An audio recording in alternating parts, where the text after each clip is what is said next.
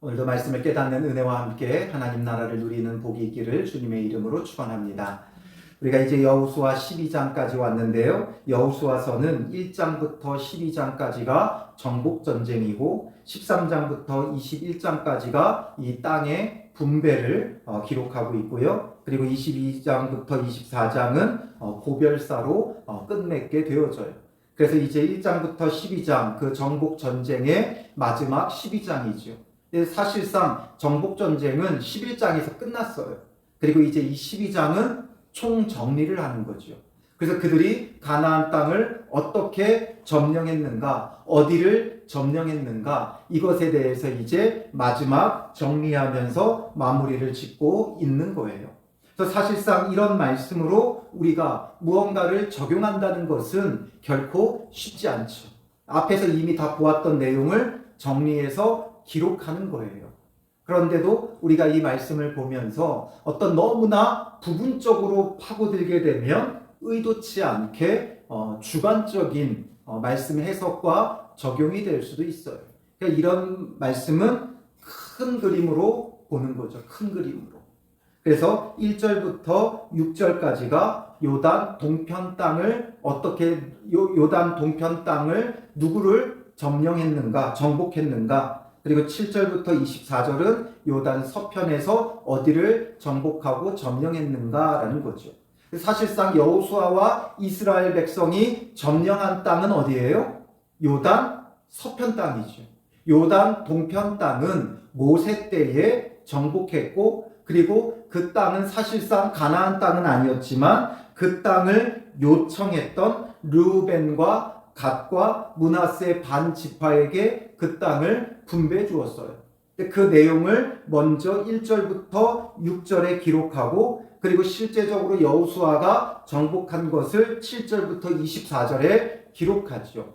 근데 왜 이 요단 동편 땅을 기록하고 있는가? 요단 서편을 지금 정복했는데 왜 요단 동편까지 기록하고 있는가? 여기에서 분명한 건 이스라엘을 말하는 거죠. 이스라엘은 12지파로 구성되어 있지만 하나님의 한 백성이다라는 거예요. 그래서 이걸 따로 뗄 수 없고 이 요단 동편을 얻은 지파들도 있고 서편을 얻은 지파들도 있지만 이 모두가 다 한 이스라엘이라는 걸 강조하기 위한 거죠.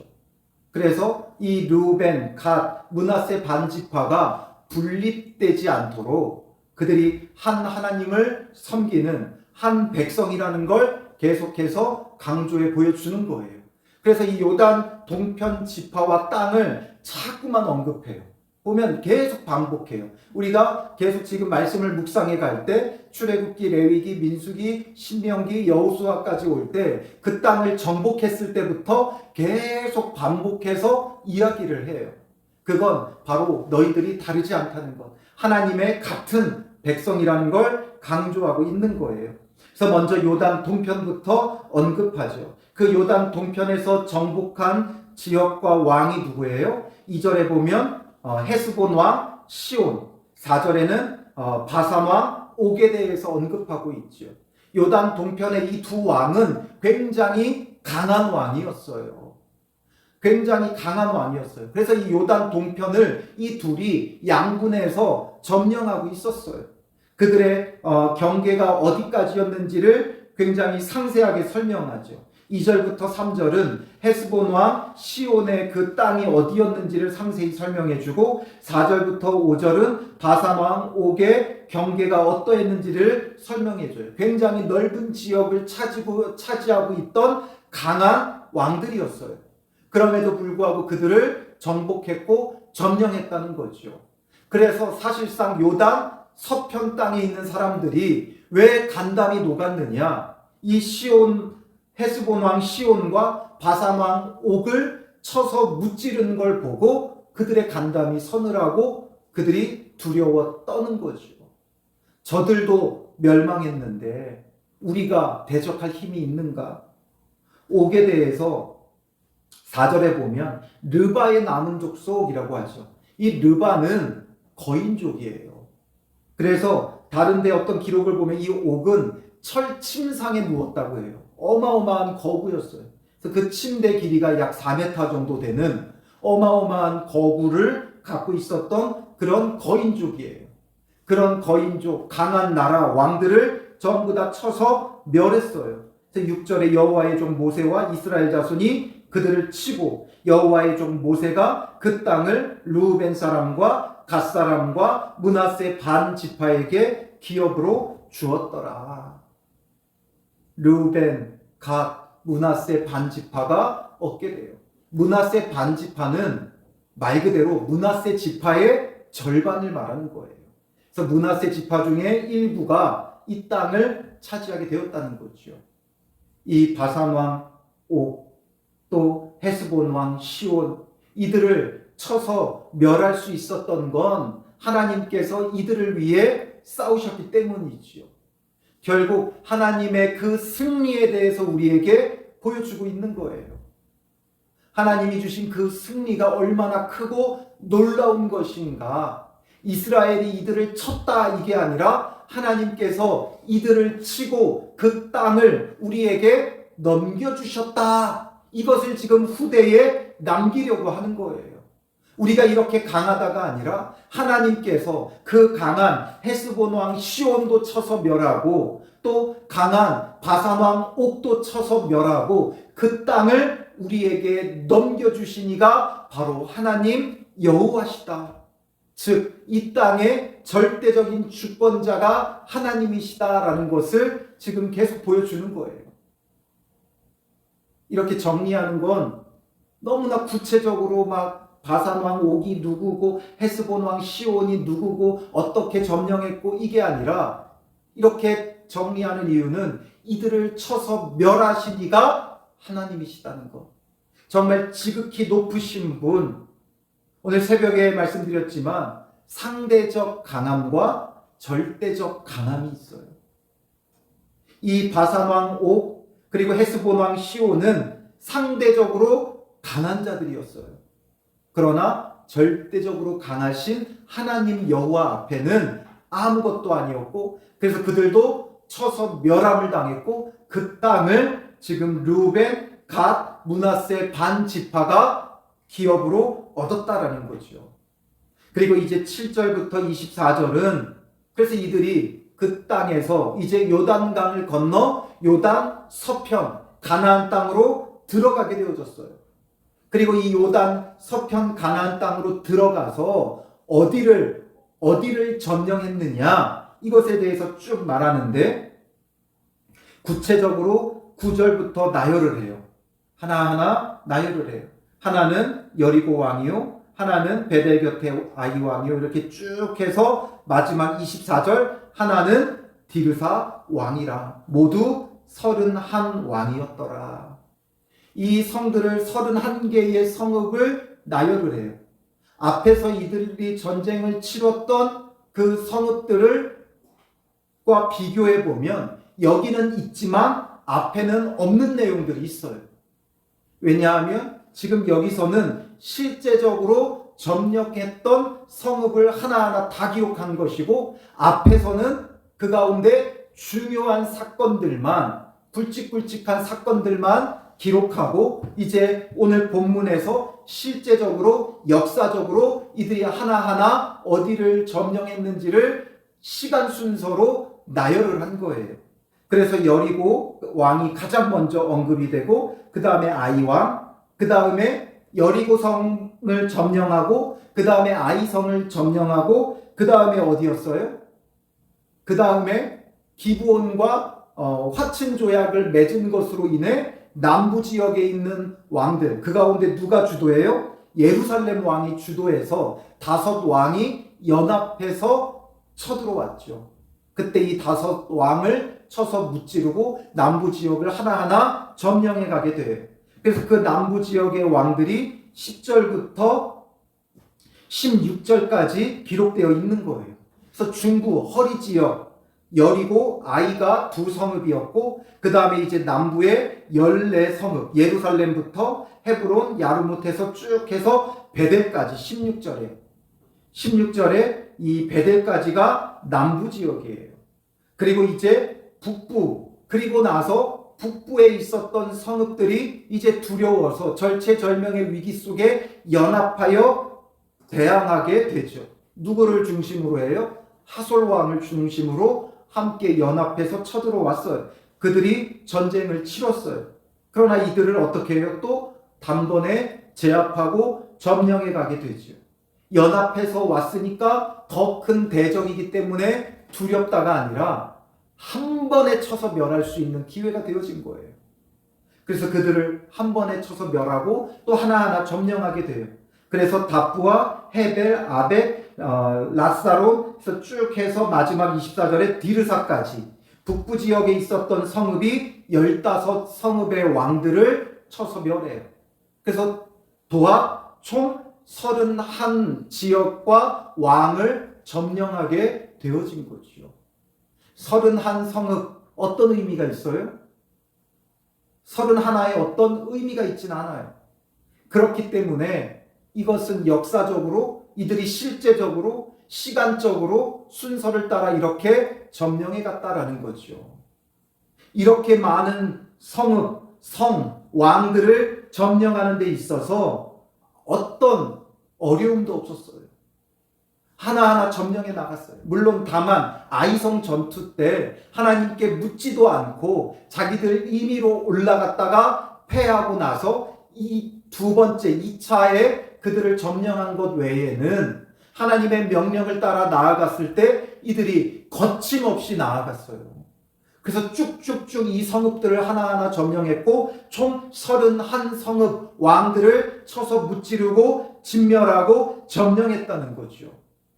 막힘이 없어요. 옥신각신 전투를 벌이고 했던 게 아니라 그냥 점령해 나갔어요. 이 기간이 얼마 정도 됐다 그랬어요? 학자들의 추정에 의하면 약 5년이에요. 5년 동안 이들이 나아가고 밟는 땅, 가서 싸우는 전쟁의 그 성읍들 하나하나 속절없이 무너져 내리며 5년 동안 이들이 가나안 땅 전역을 밟고 점령하고 이런 승리를 거두었다라는 거죠. 막을 자가 없어요. 왜냐하면 절대적 강자이신 하나님께서 이들을 위해 싸우셨기 때문에 그래요. 그래서 5년간의 끊임없는 전쟁을 통해 연승을 거둬요. 모든 전쟁에 단번에 승리해요. 어렵게 승리하지 않아요. 옥신각신하며 될까 말까 어렵게 승리를 거두는 것이 아니라 너무나 손쉽게 함께 몰려오면 한 번에 멸하고 한 번에 점령하고 오히려 더 쉽죠. 하나님이 하시는 일들은 너무나 쉬워요. 하나님이 절대적 강자이기 때문에 하나님이 하시는 일들은 너무나 쉽다는 거예요. 그래서 오늘 본문의 1절부터 24절까지 그들이 점령한 지역과 왕들을 쭉 나열하고 있는데 이것을 통해 우리에게 보여주는 것은 무엇이냐? 하나님 하시는 일은 너무나도 쉽다라는 거죠. 하나님이 하시는 일들은 너무나도 쉽다는 거예요. 이것을 왜 기록해 놨어요? 이스라엘 백성에게 하나님 하시는 일들은 너무나 쉽다.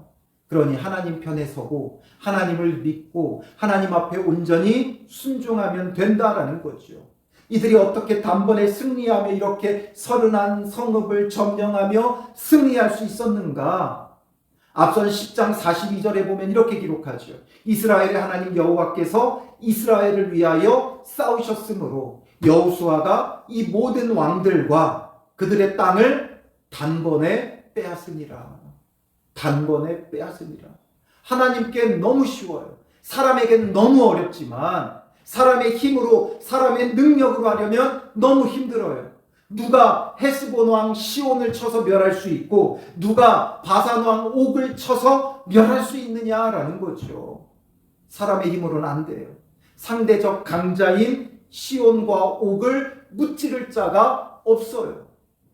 그러나 절대 강자이신 하나님께서 이들을 쳐서 멸하셨다라는 거죠. 그러니 단번에 승리를 거둬요. 그리고 나서 요단을 건너 가나안 땅으로 입성했을 때 이렇게 31 성읍을 쭉쭉쭉 점령하며 나아가요. 너무나 쉽죠. 상대적인 힘으로 따진다면 옥신각신해야 돼요. 여러 공방전을 주고받아야 돼요. 우리나라도 6.25 전쟁의 아픔이 있죠. 어떤 지역을 가보면 그 지역은 그 고지를 서로 점령하기 위해 남한군과 북한군이 치열하게 싸워서 그 점령한 것이 뭐 수십 차례가 바뀐 지역도 있다고 해요. 수십 차례 주고받으며 점령해 가는 거예요. 전쟁이라는 건 그 어떤 전쟁도 쉬운 전쟁은 없어요. 전쟁 가운데 쉬운 전쟁이 있어요. 목숨 걸고 하는 거예요. 전쟁이라는 건 유서를 쓰고 나가야 돼요. 그 전쟁에 생명이 오고 가요. 쉬운 전쟁이 어디 있어요, 세상에.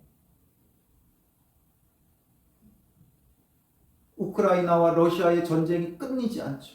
이스라엘과 팔레스타인의 전쟁이 끊이지 않죠. 그런데 그 가운데 상대적 강한 러시아는 피해가 없습니까? 상대적 강자인 이스라엘은 뭐 넉넉히 이기고 뭐 아무런 피해가 없습니까?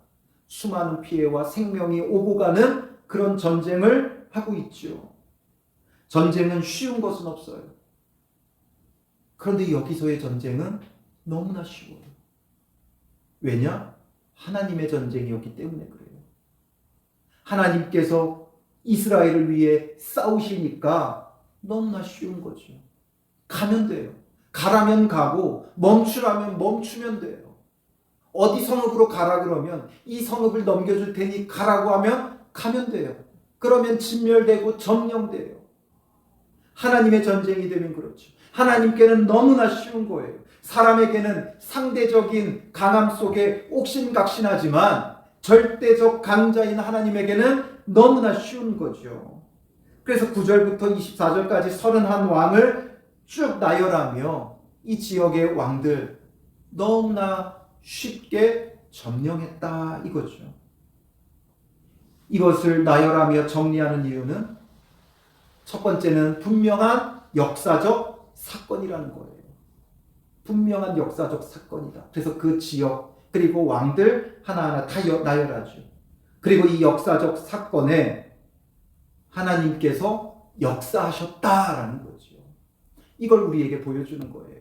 이 역사적 사건에 하나님께서 역사하시니까 너무나 쉬운 일이었다. 하나님께서 역사하시면 하나님께서 우리를 위하여 싸우시고 우리를 위하여 일하시면 너무나도 쉽다라는 거죠. 그렇다면 반대로 오늘 우리가 우리의 삶 속에 옥신각신하며 무슨 일을 할 때 될까 말까 노심초사하고 될 듯 안 되는 것들 결국에는 무엇의 문제예요? 우리가 상대적 강함으로 하려고 하니까 그래요. 세상적 방법을 동원하니까 그래요. 나의 욕심과 나의 의지와 나의 힘으로 하려고 하니까 상대적으로 누구의 힘이 더 강하냐, 누가 가진 게 더 많냐, 누가 더 높냐 이런 것에 의해 옥신각신하는 거예요. 왜냐하면 도토리 키재기니까, 거기서 거기니까. 옥신각신하며 될 듯 안 되는 것 결국에는 내 힘으로 하려고 하니까 그렇죠. 하나님께서 나를 위해 일하시면 못할 일이 없어요. 로마서 8장 37절에 이렇게 말씀해요. 그러나 이 모든 일에 우리를 사랑하시는 이로 말미암아 우리가 넉넉히 이기느니라. 넉넉히 이기는 거예요. 간신히 이기는 게 아니라 될까 말까 하다가 간당간당하게 간신히 되는 게 아니라 하나님께서 일하시면 우리를 사랑하시는 이로 말미암아 우리가 넉넉히 이기는 자가 되어져야 돼요. 우리의 삶 속에 넉넉히 이기지 못하고 늘 옥신각신하고 노심초사하는 이유는 우리가 믿음으로 행하지 않는다는 거죠. 하나님 편에 온전히 서지 않는다는 거예요. 여전히 내 힘으로 하려고 하니까 되지 않는 거예요.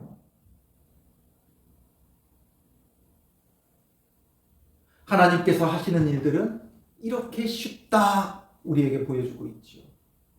절대적 강자이신 하나님께서 이렇게 쉽게 일하신다.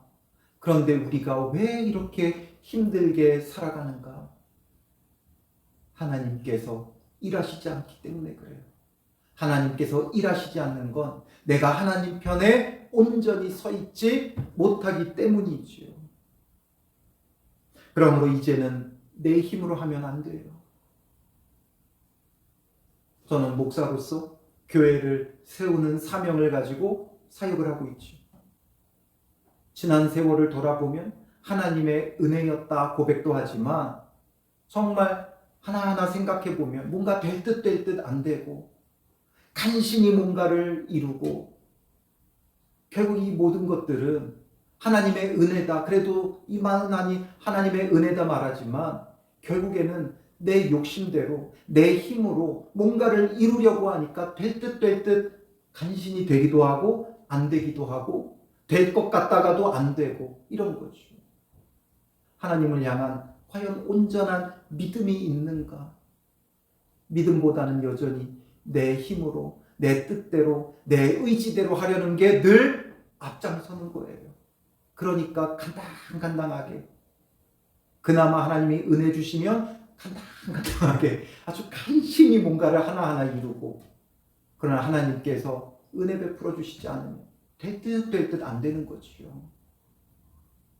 나의 열심, 나의 노력, 나의 힘, 나의 의지로 되는 게 아니에요. 온전히 하나님을 믿고 신뢰하고 의지하는 거죠. 하나님께서 일하시니까 너무나도 쉬운데 왜 오늘 우리는 내가 여전히 일하려고 하는지, 내가 열심히 해서 기도한다고 하지만 내가 열심히 기도해서 내가 열심히 봉사해서 내가 열심히 섬겨서 뭔가를 이루려고 하는 거예요. 이런 마음들을 온전히 내려놓고 하나님을 향한 전적인 믿음과 신뢰를 가지고 하나님이 원하시는 것, 하나님이 뜻하신 것, 하나님이 바라시는 것 이런 것들을 우리가 찾고 구하고 붙잡으면 하나님께서 일하시고 넉넉히 이기는 거죠. 너무나도 쉽게 이루어가는 거죠. 항상 문제는 뭐예요? 내 뜻인데 내 욕심인데 내 의지인데 하나님의 뜻이라고 늘 착각하는 거죠. 이거 누가 봐도 선한 거잖아. 누가 봐도 나쁜 것은 아니잖아. 그러니까 하나님의 뜻이라고 오해해요. 정말 명확히 표현한다면 하나님의 뜻이라고 착각하는 내 뜻이죠. 내 의지예요. 내 욕심이에요. 이것을 우리가 온전히 내려놓고 하나님의 뜻, 하나님의 의지, 하나님의 그 선함을 바라봐야 한다는 거죠. 우리는 여전히 세상적으로 무언가를 이루고 얻는 걸 바라요. 세상적으로 무언가를 이루어 하나님께 영광을 올려드리려고 해요. 그러나 하나님은 그런 것에 관심이 없어요. 우리가 세상적으로 높아져 봐야 얼마나 높아지겠어요. 그러니 높아져서 세상적으로 뭔가를 이루어서가 아니라 정말 하나님이 내게 원하시는 게 무엇인가? 그건 세상의 그 외적인 것을 넘어서서 우리가 내적으로 정말 예수 그리스도를 닮아가고 예수 그리스도와 동행하는 그런 삶을 원하시죠. 예수 그리스도를 닮아 정말 우리가 낮아지고 죽어지고 섬기는 자가 되기를 원하시죠. 이런 것들이 우리의 참된 사명이 되고 그래서 주님 원하시는 것에 나 자신을 내어드릴 때 간당간당하게가 아니라 넉넉히 이기게 하시는 하나님의 은혜가 우리에게 있는 거예요. 여러분 이제 어렵게 가지 마세요. 이제 쉽게 가세요. 우리에게 쉽게 가는 길을 여호수아서가 보여주고 있잖아요. 이스라엘이 얼마나 쉽게 가나안 땅을 점령하는가. 전쟁은 쉬운 전쟁은 없어요. 그런데 얼마나 쉽게 점령해 가요. 바로 하나님께서 그들을 위해 싸우시니까 되어지는 거죠. 오늘 이제 우리는 간당간당하게 어렵게 가는 그런 신앙의 길을 멈추고 쉽게 갑시다. 넉넉히 이깁시다. 하나님 편에 서서 주님 원하시는 것에 우리 자신을 내어드리며 쉽게 가는, 너무나 쉽게 가는, 남들이 하는 걸 보면 너무나 쉽죠. 그런데 내가 하면 늘 얼마나 어렵고 힘들어요. 왜 어렵고 힘든가? 내 뜻대로 내 의지대로 하려고 하니까 어려운 거예요. 하나님이 인도하시는 대로, 하나님이 이끄시는 대로, 하나님의 의지를 따라 나아가면 쉽고 넉넉히 이기는 거예요. 세상적인 기준을 버리고 하나님의 뜻과 의지를 따라서 우리 자신을 온전히 내어드리는 믿음의 사람들 되시기를 주님의 이름으로 축원합니다. 기도하겠습니다. 살아계신 아버지 하나님, 이 가나안 땅을 얼마나 쉽게 이들이 정복하고 점령하는지를 우리에게 보여주시는 하나님, 하나님의 능력이, 하나님의 손길이, 절대적 강함이 어떻게 이루었는지를 우리로 하여금 보게 하시오니 우리가 우리의 삶의 전선에서 전쟁 같은 인생 속에서 옥신각신 노심초사하며 살아왔던 우리의 인생을 불쌍히 여겨주시고 어렵게 여기까지 그나마 올 수 있었던 것도 하나님의 은혜였지만 그러나 여전히 우리의 욕심과 우리의 의지와 우리의 뜻을 따라서 어렵게 가는 우리를 불쌍히 여겨주시고 이제 우리의 이런 악한 마음을 내려놓게 하시고 욕심과 정욕, 우리의 힘, 우리의 의지를 온전히 내려놓게 하시고 하나님 원하시는 일에 주님의 의지에 우리 자신을 내어드리며 쉽게 가는 믿음의 사람들 되게 하옵소서. 넉넉히 이기게 하시는 하나님의 구원의 은혜를 따라서 쉽게 가는 믿음의 사람들 되게 하시고 주님 안에서 화평과 평안을 누리며 쉽게 나아가는 믿음의 사람들 될 수 있도록 인도하옵소서. 우리의 욕심대로 무엇을 이루려 하는 그 악한 마음을 내려놓게 하시고 하나님의 선하심을 따라 주님의 인도하시는 만큼 따라 나아가며 절대적으로 강하신 하나님 편에 서는 믿음의 사람들 되어 우리의 하루하루가 넉넉히 이기며 쉽게 나아가는 믿음의 걸음이 되게 하여 주실 줄 믿사오며 예수님의 이름으로 기도합니다. 아멘.